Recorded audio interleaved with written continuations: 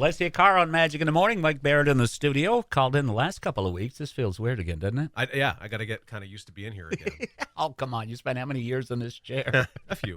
All right, Mike Barrett from Barrett Insurance Agency, Portland Street in St. Johnsbury. Was it that chair? That'd be sad if it was that chair. 'Cause we're talking 20 years This ago. particular chair was, as you can see, they don't sell them looking like this. No, This was that's retro. reupholstered. Oh. Okay, about Reuse, seven recycle. years ago. Yep. Cost more than that chair over there did. But this is the most comfortable chair in the world. Okay. Well, Look it at looks it. nice. Yeah. Yeah. You can't see it. That's why it looks nice. You underneath look me. comfortable. Let's leave it at that, right? Okay, so insurance. Now, health insurance is a whole completely different ball of wax. Okay, Yeah. we talk about offerings that you can provide for consumers out there, and this is the time of year everybody's got insurance on their mind. Open enrollment's going on. Mm-hmm. Now, when we think health insurance, we also got to think about end of life. Yeah. Okay, It does make you think about these things. It does. Yeah. It does. Well, look at how old we're getting. Well, we're not Closer. spring chickens, my friend. Closer than it was. Yeah. But we need to think about things like life insurance or also disability insurance. And these are things that you can provide, folks. There are. In fact, I am licensed for health insurance, but given the current health insurance climate, we don't actively work within that industry. Just because of the way it works with the new legislation and all the healthcare acts that have been in place. So while I'm licensed, I'm not active. I'm not participating. But I am participating and very active within the world of life insurance and disability insurance. Okay. So let's go to life insurance first. What is life insurance? Life insurance is what will protect your loved ones when you die. Not if, when you die. Right. Because we all do. It's one thing we all have in common. We all leave. The level of protection that you have for the loved ones that are around depends on your needs for them or what your desires are for them. There's so many reasons to have a life insurance policy. The basic one is you're a parent or you're married and you want your spouse, and if you have kids, you want the kids to be able to continue the same level of expectations that you would have for them if you're still alive. Well, and you have mortgages, you have car payments, Yeah. you have stuff like that. You want to send the kids to college if you can. Mhm. So somebody in our age range, I've got a 6-year-old. So, even if I didn't have a 6-year-old, even if it was just Jen and I, which it was for a long time, I still would want to protect her because I want her to sustain the quality of life that we envisioned together. So we went through the process and came up with a plan of what it would take and realized we didn't have enough money to pay for that much insurance. So we went for what we could afford, but neither here nor there. But it's important to think that way. If you have a mortgage, if you have a couple of children, if you are a healthy adult, don't go for the low stuff. Go for $500,000. Go for $1 million. In our minds, that's hard to quantify, right? Because you're just thinking, man, that's a lot of money. Well, it is a lot of money. But if you are a parent who dies at a young age, my mother's a horrible example, but I'll give it. She passed away at the age of 56, but if she died younger when my sister and I were still dependents, my dad would have had a heck of a lot of stuff to be responsible for. So $1 million, how far will that go in today's economic climate? Probably not all that far. Well, let's look at it this way here. If I remember correctly, reading here over the past few months, the median income of an individual in Vermont right now is somewhere in the ballpark of around $28,000-$29,000. Okay, so if that person is in a family, no matter how old they are, they're in a family. Okay, let's round 30. Okay, $30,000 a year over 10 years is only $300,000. That is the income that is not coming into the family, and that's what we're talking about replacing. Exactly. And so that's one of the reasons why people, and again, there's many reasons for life insurance, but that's one, to protect your loved ones should you die. Then, of course, there's end-of-life expense. Many people call me saying they don't have life insurance. Maybe they're in their 50s, maybe they're in their 60s, maybe they're in their 70s, and a parent has passed, and then they realize through that process that parent did not have life insurance. And now the family is footing the bill.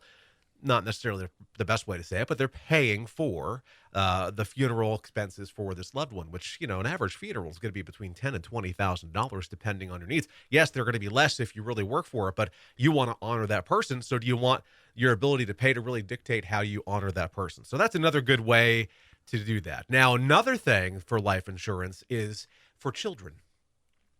Children are never going to be as healthy and as young and vibrant as they are right now. Certainly much better than you and I. You and I, because of being older and all that, we would be looking for term insurance where we're kind of leasing our insurance for a specific amount of years, whereas as a child, you can get whole life insurance and then really have some great benefits, very affordable.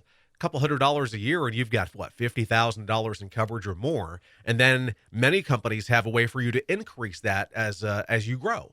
So by the time you're all said and done, you could have over $100,000 worth of life insurance without proving insurability or medical requirements, and just paying for your age, which is pretty incredible when you think about it, because so many things can happen with getting diagnosed with things like diabetes or having cancer or having multiple a lot of these sclerosis, MS. things Absolutely. Things that can then make you ineligible. So if you are protecting your child when they're as healthy as they'll ever be, by all means, now is the time to at least look at the opportunity. Well, $100,000 is a good bit of money, but it isn't, as we've just proven here, if we go over the course of time. Right. Okay, for a married couple or cohabitants with family. Right.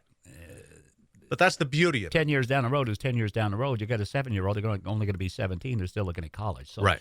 Yeah. planning ahead. Planning ahead. And, let's say you get that child their life insurance policy, and then at those certain increments of life that they can increase, now they have $100,000. Now they're adults. Now they have a family, and now they're looking to get more coverage. Well, they've got a $100,000 whole life policy that as long as they're paying, they've got it. So then they could go for a term policy, because you can have more than one. They can go for a term policy that will have a higher amount that will protect them for that window of time where they want to optimize protection, but then they'll still have the $100,000 when that term policy expires. So that's a great dialogue to have with your family. It's morbid, maybe not Thanksgiving talk, but certainly something to consider. Well, giving thanks that we're alive and we're informing folks. Exactly. So recently here, and we got to make this quick because we're running out of time. Sorry. Recently, the past couple of years in our family, we have had some losses on Dawn's side of the family, okay? Yeah. And with the life insurance policy that was in place, it bode well for the entire family because her father, who passed, had some savings. Not a lot of money, not like hundreds and hundreds of thousands of dollars, but he had some money left around. Yeah. Had he not had that insurance policy or any insurance policy, that money that he had saved up, that he had willed off to the family, would had to have covered his expenses. Yeah. So you're taking the financial policy, burden right, off the family. And in many cases, you can create an estate with life insurance where even if you don't have that debt, after the death expenses are covered, then the family just has money.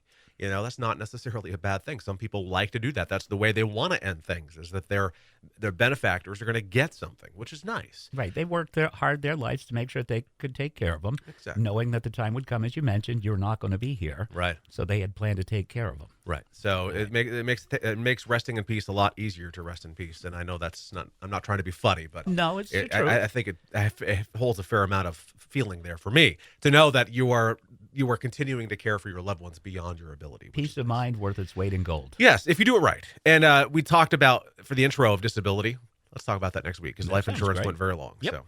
All right, tell them how to get in touch with you. Sure, give us a call, 748-5224. Visit us on Portland Street in St. Johnsbury. Online, thebarrettagency.com, Google, Facebook, and YouTube, all Barrett Insurance Agency. Have a happy Thanksgiving. You too. Thank and that whole family, okay? Yeah, be awesome. Yes. All right. Music, great music coming your way. Andy Grammer. We've also got music from A Great Big World on Magic.